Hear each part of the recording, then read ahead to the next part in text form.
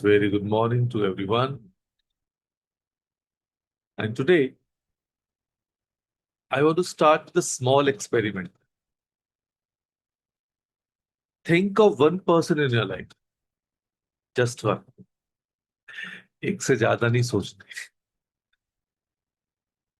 Whom you would call at 2 in the morning if something went terribly wrong.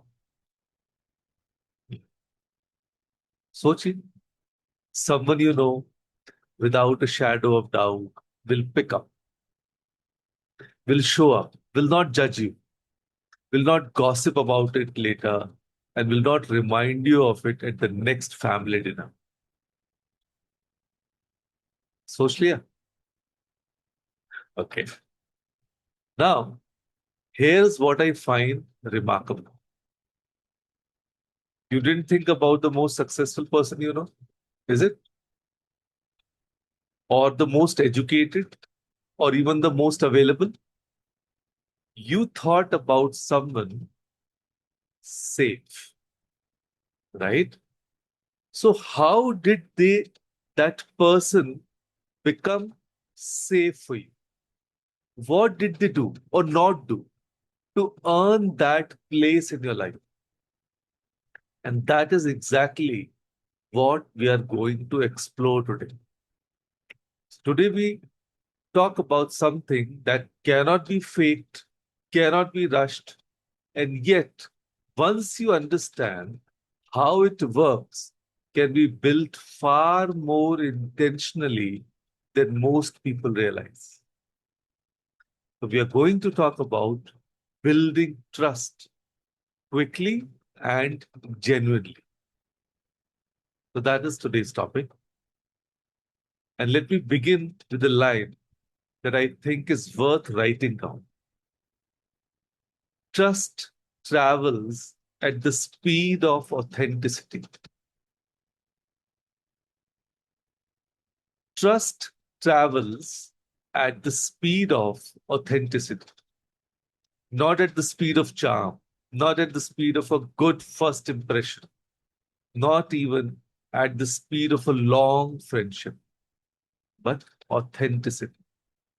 The moment someone senses that you are real, that what they see is actually what they get, trust begins.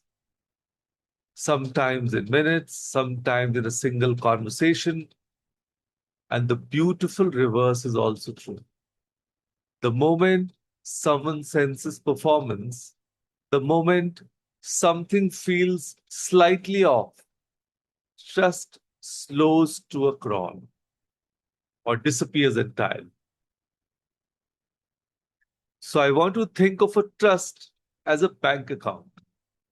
And I know the moment I say bank account, some of you are already calculating. But stay with me. Every interaction you have with a person is either a deposit or a withdrawal.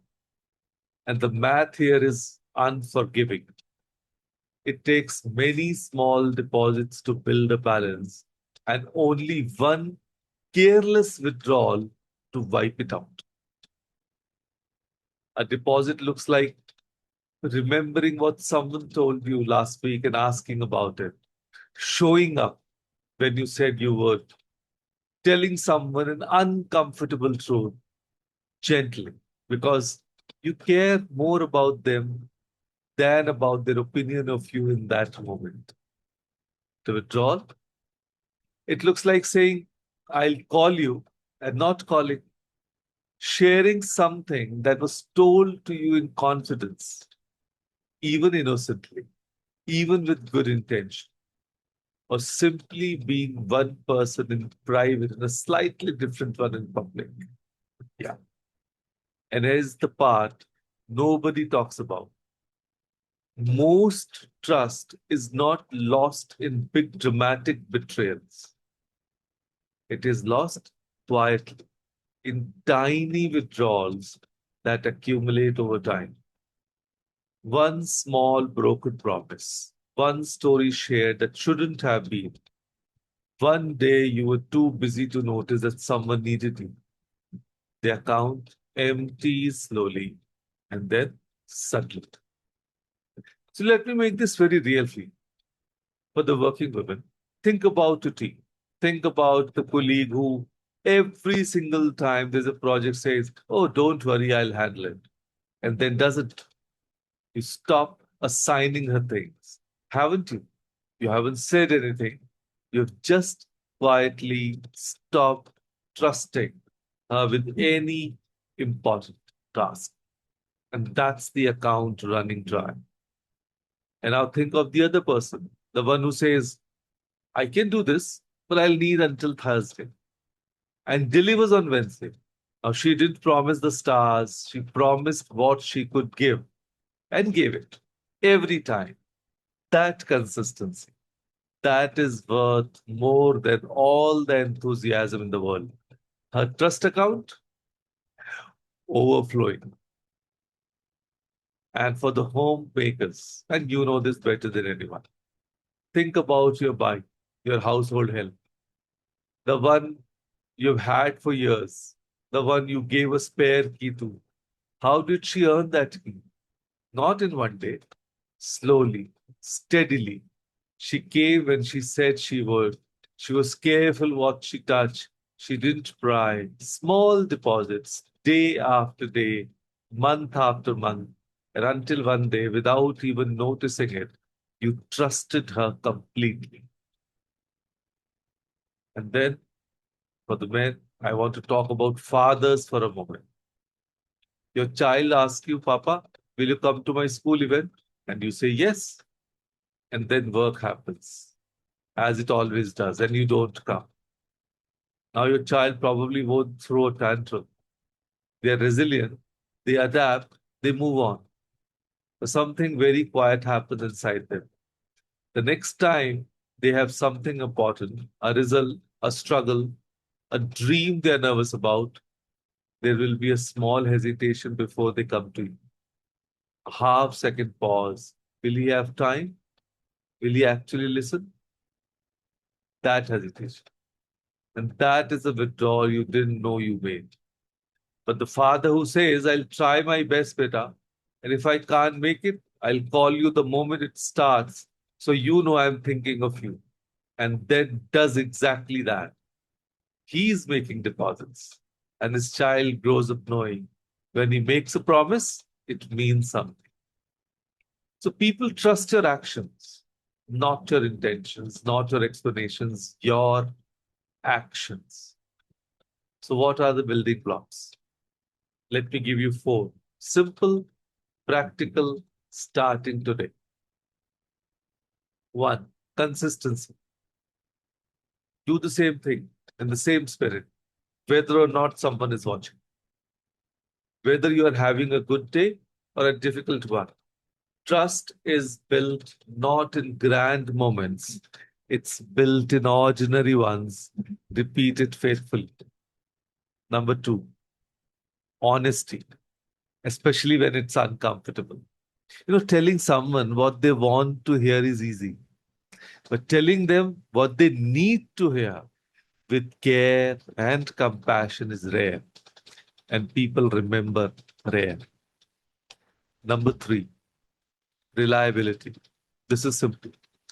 Do what you say you will do. If you cannot, say so early, not after I said I'd be there, but I can't. And let me find another way to help. Maintains trust. Silence and a no show destroys it. Number four, keep your promises, especially the small ones, especially the ones to people who have no power to hold you accountable. Because trust is not just built with those who can reward or punish you, it's built in the quiet moments with people who can only remember. So let's do today's reflection exercise. Before you go to sleep tonight, I would like you to sit quietly for just 2 minutes and ask yourself one honest question. What is that? What promise have I made to anyone that I have not yet kept? Let me say that again. What promise have I made? And of course, that can be to anybody that I have not yet kept. It doesn't have to be something big. Maybe you told your sister you would call her this week. Maybe you promised your team member some feedback. Maybe you told yourself that you have that difficult conversation you've been avoiding.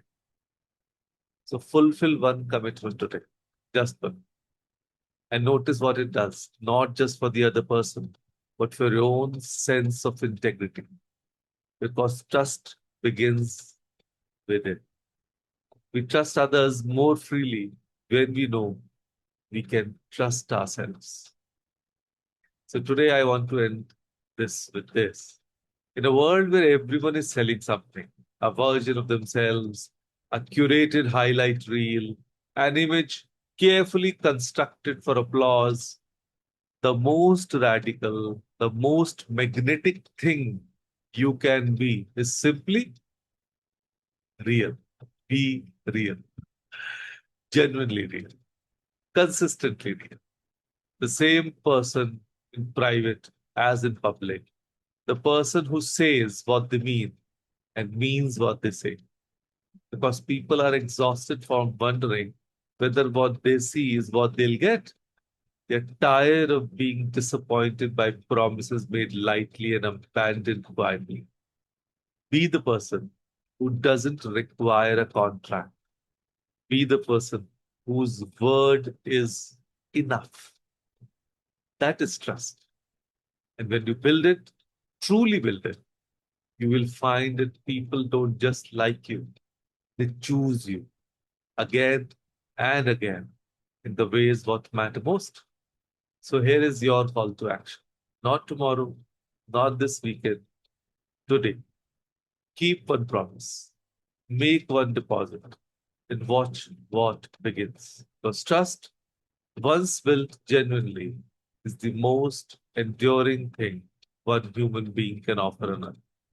So with that thought, thank you. Thank you, everyone, for joining us today. Thank you.